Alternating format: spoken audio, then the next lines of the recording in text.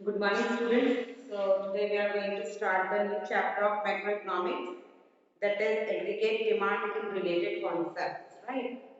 In our previous video, we have completed the chapter banking and the commercial bank and the central bank, and I hope you all have cleared with all the points of that chapter and done with all the written work related to the chapter.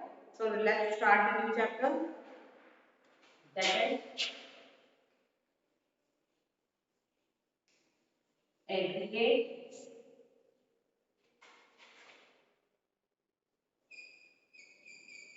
demand and related concepts.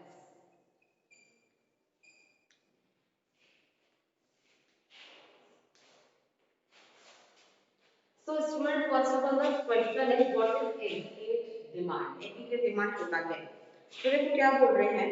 Aggregate demand refers to the total value of the final good and service which all the sectors of the economy are tending to buy at the given level of income during a period of accounting year. Aggregate demand क्या होती है? Aggregate demand वो demand होती है बेटा जो भी कोई सेलर होता है वो एक पर्टिकुलर टाइम पीरियड में एक अकाउंटिंग ईयर कौन सा होता है फाइनेंशियल ईयर 1 अप्रैल टू 31 मार्च। तो इस टाइम पीरियड में एक सेलर जो है अपना जो भी उसका फाइनल गुड है उसकी कितनी कमोडिटी मार्केट के अंदर बेचना चाहता है, that is the aggregate demand, it is not the supply. Because हमने हमेशा क्या देखा है कि किसी भी चीज की डिमांड क्या होती है कि बंदा जो बेचता है मीन कितना हम उस पर अपनी इनकम खर्च करना चाह रहे हैं, दैट इज द डिमांड। ठीक है, तो अब आता है component of aggregate demand. Component of aggregate demand में क्या होता है?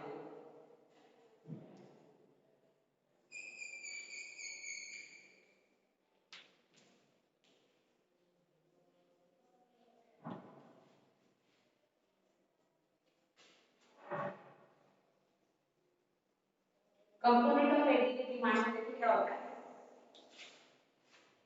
सबसे पहले आता है इसमें सी, फिर आता है जी, फिर आई, फिर एक्स माइनस एम। तो सबसे पहले जो सी है, सी का मतलब क्या होता है? सी का मतलब होता है consumption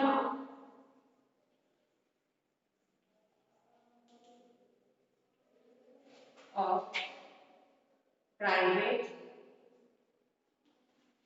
house.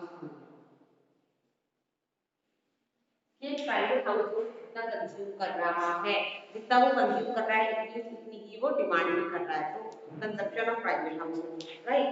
After that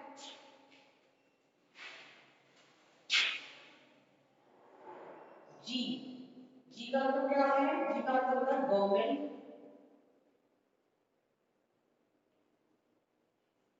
expenditure. अब गवर्नमेंट एक्सपेंडिचर क्या है कि गवर्नमेंट कितना खर्चा कर रही है कंट्री के ऊपर या किसी भी चीज को लेके related to the transportation, related to the construction, क्योंकि गवर्नमेंट जितना ज्यादा एक्सपेंडिचर करेगी वो उतना ज्यादा डिमांड करेगी। ठीक है, C plus G plus I, what is I stand for? It is investment expenditure, investment expenditure,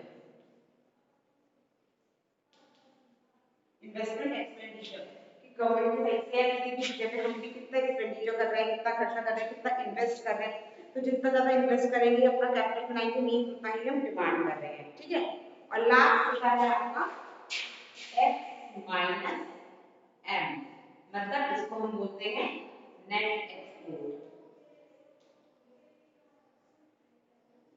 तो नेट एक्सपोर्ट का मतलब क्या करते हैं कि हम कितना टोटल मंगा रहे हैं, कुछ चीजें हम भेजते हैं, मतलब कुछ चीजें हम क्या करते हैं इंपोर्ट करते हैं, कुछ चीजें हम एक्सपोर्ट करते हैं, कुछ हम दूसरी कंट्री में भेजते हैं, कुछ दूसरी कंट्री से ले रहे हैं। नेट एक्सपोर्ट का मतलब क्या होता है कि हमने जितना भी बाहर भेजा है उसमें से जितना भी अंदर लिया है उसको माइनस करें, देन नेट एक्सपोर्ट को आता है, तो net export X minus M कहलाता है। तो हमें डिमांड का डिमांड का पता चल जाता है।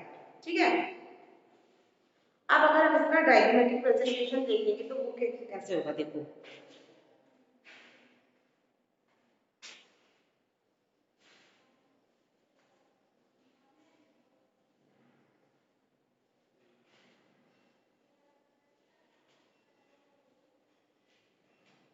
बेटा जो एग्रीगेट डिमांड होता है आपका टू सेक्टर इकोनॉमी में, एग्रीगेट डिमांड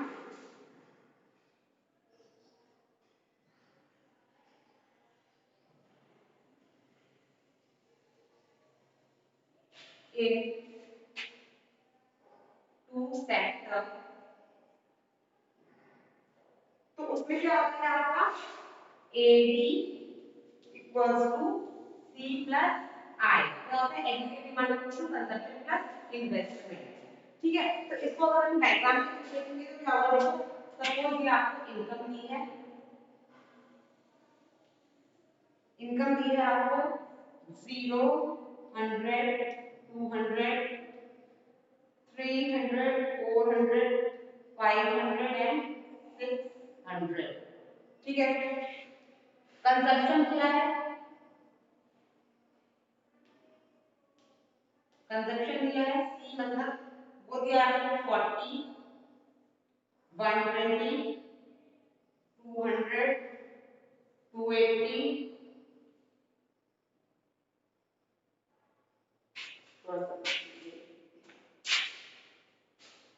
जीरो इनकम पर आपने क्या है 40, देन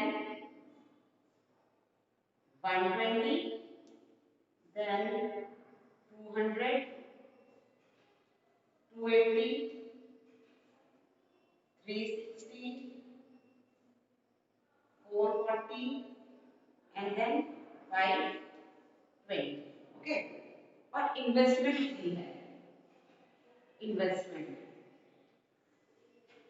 ये दिया है आपको 20, 20, 20, 20, 20, 20 and 20। Investment is always same, वो सेम दिया है, तो आपकी एग्रीगेट डिमांड क्या हो जाएगी, एटी क्या हो जाएगा आपका सी प्लस आई मतलब कंजप्शन प्लस इन्वेस्टमेंट। तो 40 plus 20 is 60, then 140, 220, then 300, 380, 460 and 540। That is the aggregate demand. अब इसको हम कर्व के थ्रू देख लेंगे, कर्व के थ्रू हम ऐड करेंगे इसे।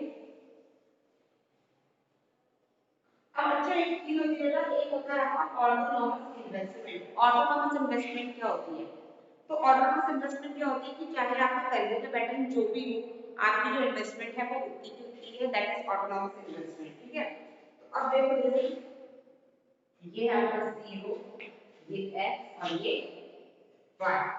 ठीक है, तो यहाँ पर तो ये आपका ऑटोनॉमस इन्वेस्टमेंट लिखा है, ये कांस्टेंट है थ्रू आउट, ये तो आपका कांस्टेंट है थ्रू आउट वही रहेगा।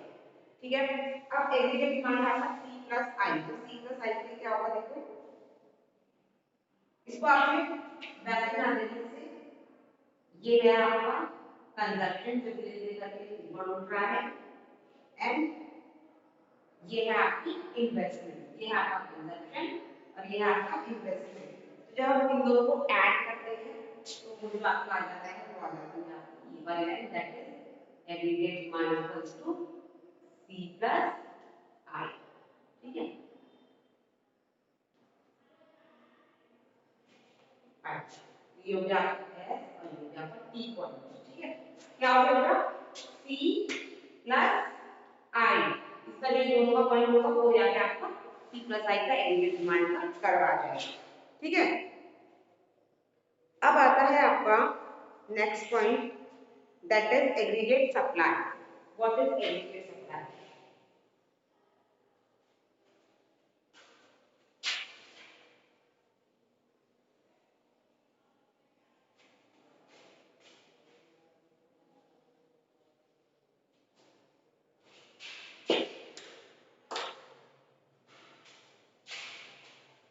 एग्रीगेट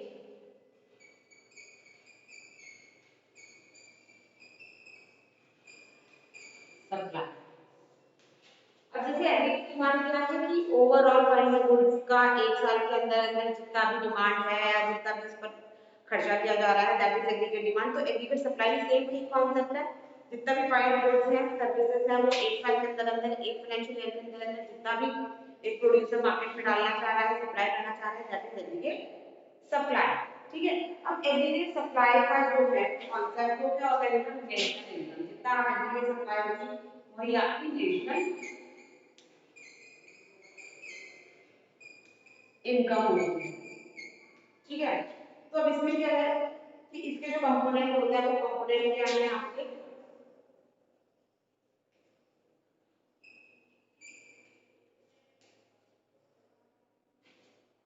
वो है आपके income equals to aggregate supply equals to C plus F.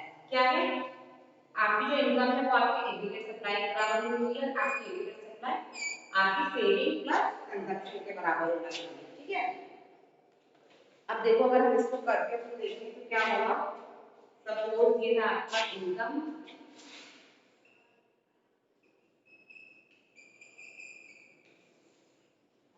जो है आपका 0, 100, 200, 300, 4, 5, 600।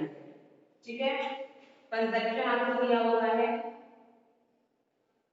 40, 120, 200, 280, 360, 440 and 520।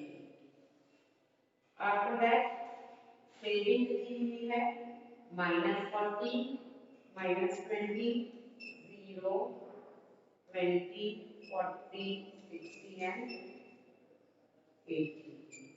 तो एग्रीगेट सप्लाई हो जाएगी आपकी वो सी प्लस एस हो जाएगी, जो कि होगी आपकी 0, 100, 200, 300, 400, 500 and 600। अब देखो जो क्या देख रहे हैं, यहाँ पे इनकम 0 है, वहां पर भी मुझे कुछ ना कुछ कंजम्पशन किया हुआ है। तो इस कंजम्पशन को बोलते हैं ऑटोनॉमस कंजम्पशन। मतलब consumer always consume something even on the zero level of income. जब भी हम जीरो लेवल ऑफ इनकम पे, अब हम ऐसा कि कभी अगर हम कमा नहीं रहे हैं किसी से, तो ऐसा तो नहीं है ना कि मुझे भूखे रह जाएंगे। हम क्या करेंगे, जो हमने पहले से थोड़े बहुत पैसे जमा करके रखेंगे हम उससे खा लेंगे। तो हम जीरो लेवल पे भी जब कंजम्पशन करते हैं तो हम उसे ऑटोनॉमस कंजम्पशन कहते हैं। तो जब भी हम ऑटोनॉमस कंजम्पशन करते हैं तो हमारी जो सेविंग होती है वो माइनस होती है। कैसे, सपोज मेरे पास मैंने कल 100 रुपए कमाए थे, ठीक है, जिसमें से मैंने 50 रुपीज कंज्यूम कर लिए थे, बचे 50 रुपीज। तो ये 50 रुपीज मेरी सेविंग है। अब आज की डेट में मैंने जीरो इनकम ली है, तो मैं क्या कंज्यूम करूंगी, मैं इस 50 रुपीज में से ले लूंगी। मतलब मैं क्या करूंगी, 30 रुपए का कुछ खा लूंगी, तो मेरी सेविंग क्या हो जाएगी, -20 हो जाएगी, है ना। तो वही है कि भाई जब हमने जीरो लेवल पर कंज्यूम किया है, लेकिन हमने कहां से किया है, सेविंग में से माइनस किया, तो सेविंग हो जाएगी माइनस। अब 100 इनकम में हमने 120 खाया, इनकम थी 100, खाया 120, 20 एक्स्ट्रा है तो कहां से मिला, सेविंग से, तो -20 हो जाएगी आपकी सेविंग। तो ये कॉन्सेप्ट होता है इसका। ठीक है ना,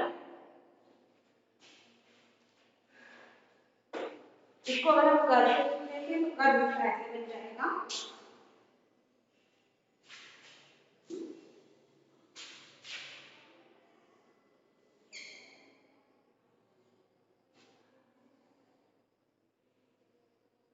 जीरो, यहाँ पे सेविंग और सेविंग दिखा देंगे हम 100, 200, 3, 4, 5 एंड 6। और यहाँ पे हम दिखा देंगे इनकम 100, 200, 300, 400, 500 and 600। ठीक है, तो क्या है हमारा, जो हमारी इनकम का है क्या हो जाएगा, वो हमेशा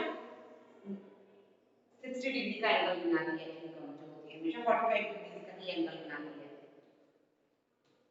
ये हो गया हमारा इनकम का लेवल। इनकम के बराबर क्या होता है, एग्रीगेट सप्लाई। या एग्रीगेट सप्लाई नहीं कर सकते। आया समझ?